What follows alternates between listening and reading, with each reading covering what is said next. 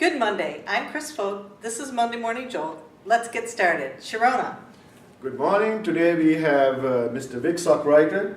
He happens to own Georgetown Bowl, which we are at, and then he also owns Crazy Pinz, and he has a networking group on Tuesdays at 7:30 in the morning. He's a busy Correct. guy. Yeah, and the other thing about this, he's always smiling. So we have all requirements that we need for a Monday morning Jolt guest, right?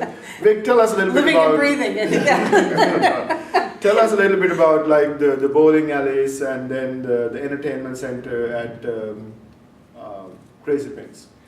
These came about, I worked for a company in Fort Wayne here that was an entertainment company. They owned restaurants, movie theaters, and they had bowling centers. And I was on the restaurant side. And when they built the Georgetown Bowl, they owned two other bowling centers here in Fort Wayne. And when they built the Georgetown Bowl, they asked me if I'd like to make like a lateral move to bowling. That was in 1975. Cool. Wow. And so we opened. When you were two. We opened when I was 2. We opened the Georgetown Bowl then in November of 1976, and I was general manager. And worked for this group all the way to 2001, where I had an opportunity with 2 other people here in town to buy the Georgetown Bowl and the Village Bowl. And that went along until about 2004, 2005. We thought about putting another bowling center in, and that's how Crazy Pinz got born. And originally we tried to just put together another bowling center.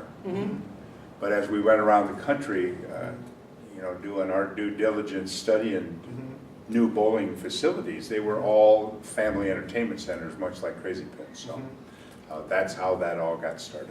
So was this modeled after Dave and Buster's? We didn't go to a Dave & Buster's. We couldn't find one. But no, we saw the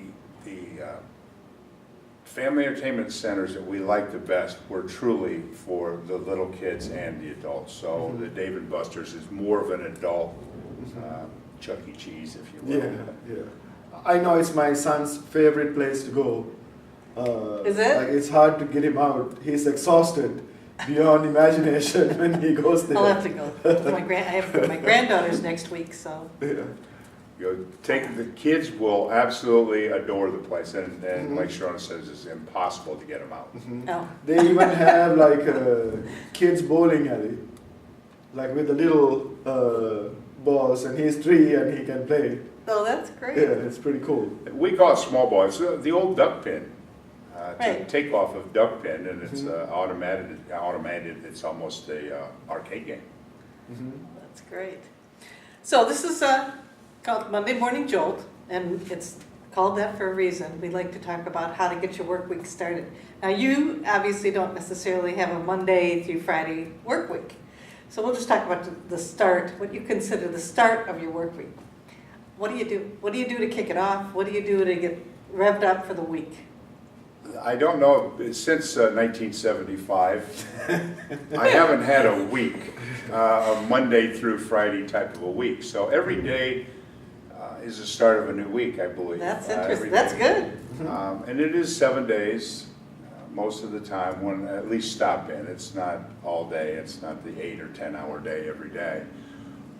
I've never had a problem getting motivated.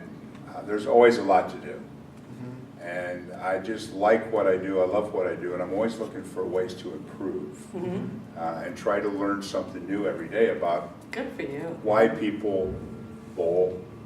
Bowling has changed a lot, as you can tell from the Crazy Pinz. That's just not the way you picture bowling. If you walk into the Georgetown Bowl and then walk into Crazy Pinz, you'll see it's just 2 different businesses. But bowling has changed quite a bit, so you have to learn every You day. have to keep up with the Correct. different trends. I think it looks more like family entertainment centers right now, where the kids go and they have the arcade games and cotton candy and all kinds of goodies, ice cream. So it's like going to a carnival these days. It's an inside amusement park. Inside Inside the so to amusement speak. park. Yeah. Do you have an adage or something that guides you, a principle, statement, a sentence that really kind of sums up how you live your life and operate your business? I learned probably some years ago, not that long ago really. I mean, like again, we change all the time, and things were so steady for us in the bowling industry for so long. And then of course when the 9/11 was a big shock to every industry. So we had to learn again, but I think the one thing that I've learned more now, and I try to guide my life and through business and personal, is more of a servant's heart, trying to say that my purpose here is to help everyone. My purpose is to help you, and that's why I'm here. We work a lot with teamwork now with our employees, and so that would probably be the biggest changer, I should say, that I've had, is to try to work with that attitude. And it sounds like if we ask you about what superpower you'd want more hours in the day, but I'm not going to speak for you. So if you could pick any superpower, what would it be? A superpower? Yeah. Flight, time travel, seeing, Boy. reading minds. Reading minds would be fantastic. I think. Don't you think that would be messy? I say that would be messy. I do. Well, you should have a filter. Yeah. Somewhere, I believe. But I think reading minds would be interesting. I like to talk, when I talk about our business, I love to talk to people that don't bowl. They have better ideas. Oh, that's interesting. We Why? kind of get stuck in our Why ways, is that? and we have preconceived notions of the way things should be.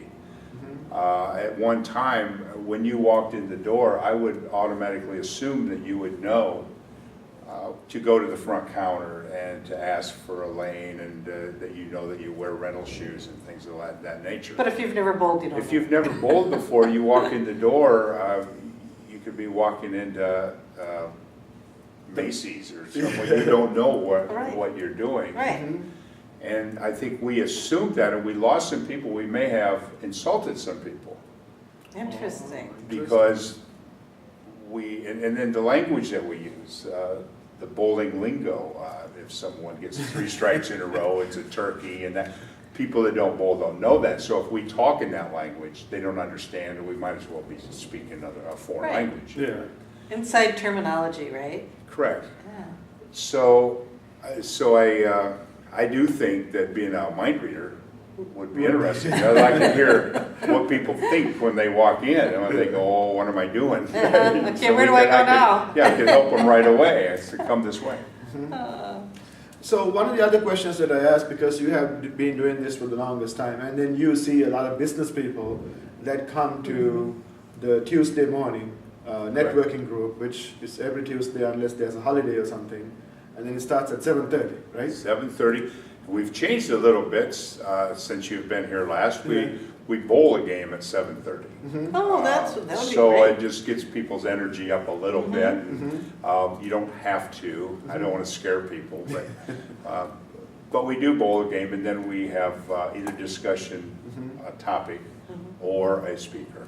Well, that would make me come. And- Bowling one game. game. And donuts and coffee. Donuts and coffee, and it's totally free. It's totally free. But the question that I have is, like, you run into a lot of people. What is one advice that you can give these people when they're starting a business or running a business, like how to improve it? Ask a lot of questions. Know what you're getting into, and don't ask one person. But find out what you're getting into in the best way, what the best practices are. Do your due diligence. Do your due diligence, absolutely. Yeah, it is surprising how many people don't do that. Yeah, they start 'Cause off, they get think it's excited. easy. I've seen a lot of failures, sad to say, in the bowling industry, of people that bowl and like the game, and they look at the people bowling and say, while this is just an easy business. So they get into it, and they lose a lot of money. Business is business. You have to operate it as a business, and it's tough. There's no easy business. Not really. I don't think there is. I mean, there's fun. Some people have more fun than others. Right.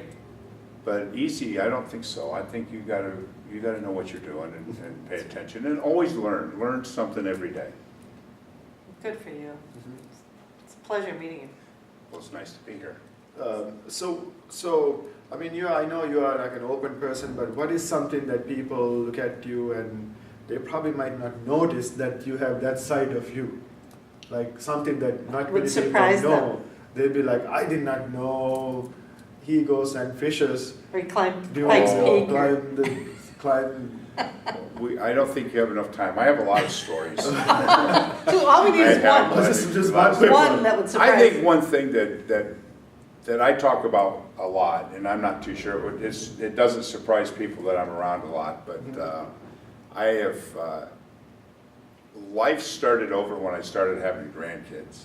And I have 4 grandchildren now and just cannot spend enough time with them. That's And great. I am fortunate and blessed enough that I'm in a position where I can spend a lot of time with my family. So great. that is probably another And they're all here? recommendation that I would have is to get your priorities straight on between business and You're right. family. And it's really a close second. I mean, it's a close one, Yeah. I should say. But there is a line there where I think your priorities need to be straight. Good to see you. So how do people get hold of you? What's the location? What's the web address and the phone number? We have a new, I'm sorry. They call them on the We phone right now. have that might be one of my grandkids. We have a new website that I'm really excited about. I'm really proud of. It's www.georgetownbowl.com. We're in the Georgetown Shopping Center and East State Street. They can get a hold of me by calling here at any time or my cell phone. Which if you pick up a business card of mine, you get my cell phone. So that's a little easier to get me wherever I'm at. So very simple. Walk in the front door and turn left. I'm right there. Almost always. That's a good thing. So we would like to thank Vic for Thank coming you. and joining us. Thank We would like to thank the audience. We are recording at his location at the Georgetown Bowling Alley. And this is Monday Morning Jolt. Use it.